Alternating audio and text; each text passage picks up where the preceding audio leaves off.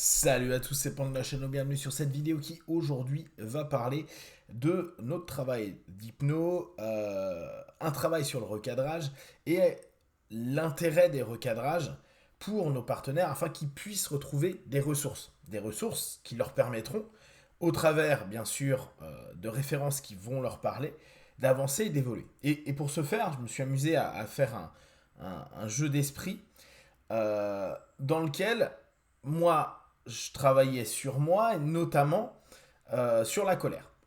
Vous savez que je suis quelqu'un en colère. Je vous ai déjà expliqué que pour moi, il y a l'énergie colère et l'émotion colère. Et l'un comme l'autre ne me paraissent pas plus problématiques que ça. Normal, pour un mec en colère, c'est comme si pour une personne triste ou mélancolique, il allait dire que la mélancolie était un problème alors qu'en fait, il vit avec sa mélancolie.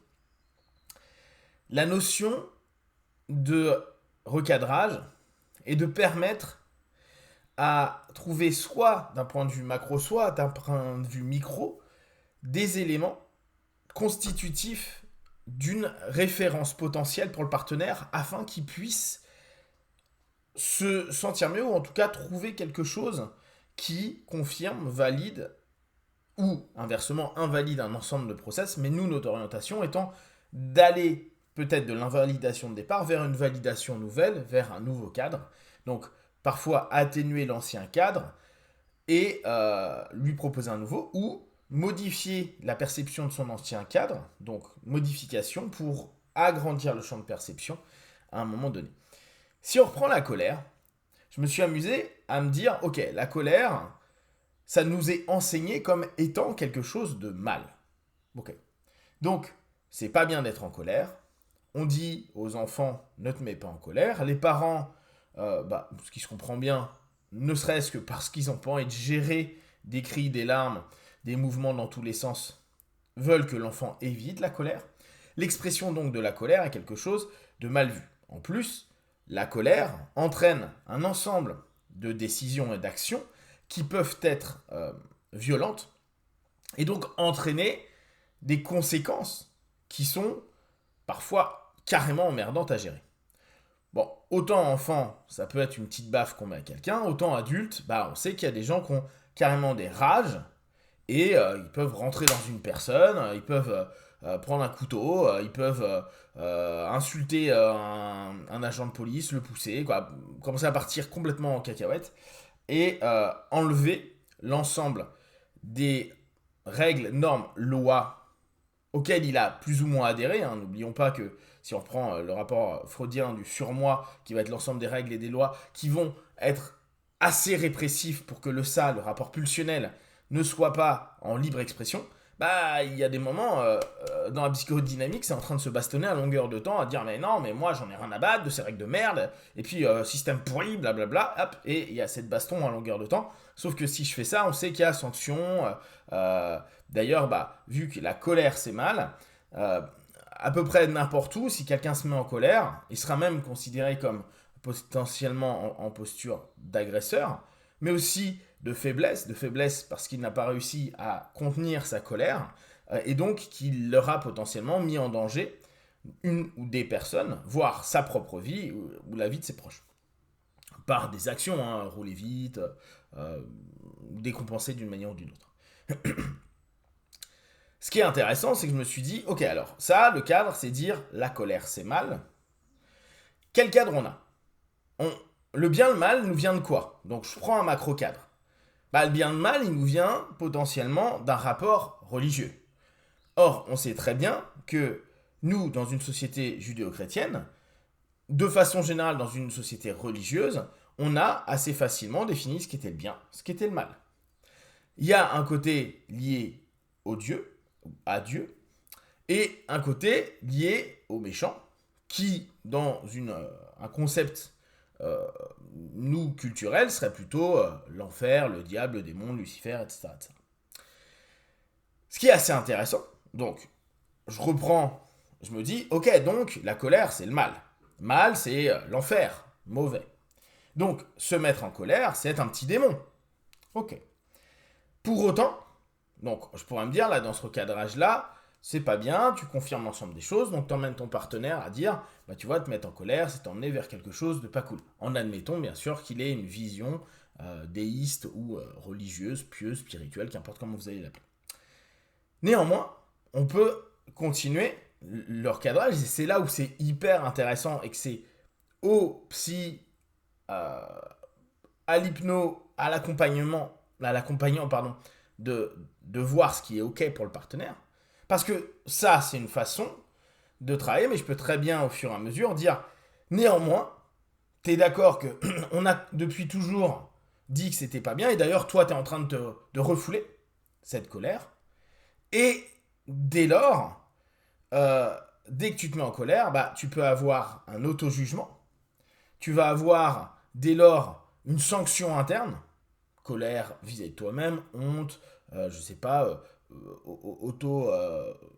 tu vas te faire du mal toi-même, etc., etc. Alors que, recadrage à nouveau, qui est-ce qui euh, gère le monde avec la peur de sa colère? Bah, le patron.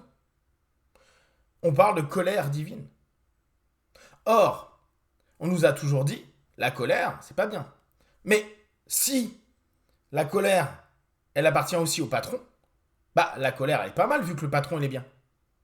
Et là, on commence à recadrer. Ah, donc la colère peut être bien. Mais on l'a présenté comme mal. Pour autant, si il y a une colère divine, et si on est à suivre, ou on est même une essence de, les fils de, ça va dépendre des obédiences, les idées, les concepts spirituels qu'il y a derrière, bah, donc je suis un peu de lui, ou je suis sa voix, et donc la colère fait aussi partie de mes attributs, vu que, en tant que fils de, j'ai le droit d'être comme le père. Et la colère étant quelque chose qu'il exploite et qu'il a énormément exploité, et ça on peut le voir dans les textes, bah dès lors, on sait que la colère va punir, on sait que la colère va faire peur, va tenir à respect, suivre les règles, faire les choses, ou si je suis en colère, bah je t'envoie en enfer, et dès lors, bah la colère est peut-être pas si infernale que ça, parce qu'elle vient souvent du jugement et de la sanction de ce qui est officiellement pas infernal. Donc la colère n'est pas négative, voire même, elle est divine. Donc à l'intérieur de toi, tu as un concept divin. Ah, on sait déjà si on est pieux, qu'importe les obédiences, après ça va dépendre, il y a des rouages différents, mais nous dans notre cadrage, c'est ramener au fait de dire, la colère n'est pas si malsaine que ça, étant donné que même l'élément le plus important, l'élément déiste à un moment donné, est lui-même utilisateur, voire ultra exploiteur de cet élément-là.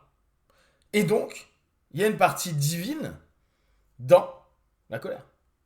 Alors après, on peut rentrer et se dire, oui, mais l'autre va rentrer dans de la mégalomanie, à se dire, donc ma colère est divine. Non, elle est juste acceptable parce que le patron, lui-même, se donne le droit d'être en colère. Et vu qu'on suit un ensemble d'éléments, bah, on peut aussi avoir le droit d'être en colère. Ce qui ne veut pas dire que la colère a constamment à être présente. Parce que si on reprend à nouveau dans le cadre qu'on a proposé, il n'est pas constamment en colère. Il parle aussi d'amour, de partage, de bienveillance, etc., etc. Mais ce n'est pas quelque chose que lui-même se critique. Or, nous, on se critique, et là, on continue à recadrer. À la place de juger, fais comme ton patron. C'est accepter que ça fasse aussi partie de tes facettes. Il y a des facettes qui vont faire peur, ce que nous, on a appelé humainement l'obscurité, etc., etc.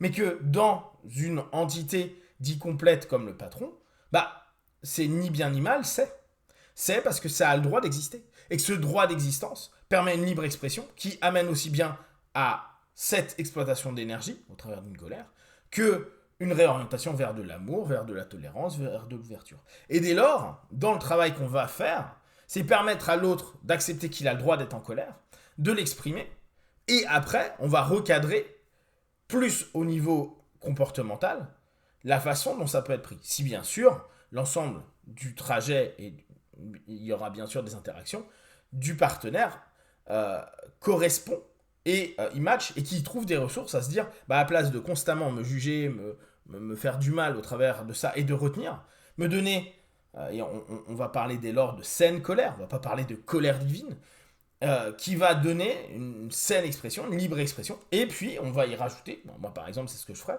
le fait que si tu te mets en colère, tu as le droit, mais tu auras des conséquences. Et tu le sais, parce que tu vas quand même peut-être aller au-delà de certaines normes, et il faut assumer la conséquence. Et dès lors, il y a d'autres recadrages à faire, etc., etc. Ce principe-là, il est hyper intéressant pour nous, et vous vous rendez compte qu'en fait, ça va être tout le temps par rapport à ce que notre partenaire voit, perçoit. Bien sûr, son cadre de croyance, de perception, son système, sa systémie de façon générale, et on va rebondir constamment pour permettre de trouver des ressources, des éléments qui vont matcher et correspondre à, pour lui permettre de se libérer d'un certain carcan psycho-émotionnel et de s'ouvrir et de se dire, ok, j'ai le droit de, je m'autorise à, je limite telle ou telle chose, et puis au fur et à mesure, commencer à lui permettre de recomposer à l'intérieur de lui un ensemble d'éléments pour vivre de façon plus saine, un ensemble de pression qu'il avait en lui, et peut-être diminuer ses pressions pour que ce soit plus fluide, et que dès lors, il y a un mouvement interne qui fait qu'il est plus en phase avec lui, il s'accepte davantage dans ses différentes facettes, ses différents mouvements, ses différents patterns. Si vous avez des questions et des remarques partagées sur Facebook, YouTube, j'y répondrai le plus rapidement possible. Comme d'habitude, de tout ce que je propose, ne prenez que ce qui est bon et juste pour vous, testez, observez, analysez et concluez. Be one. Ciao.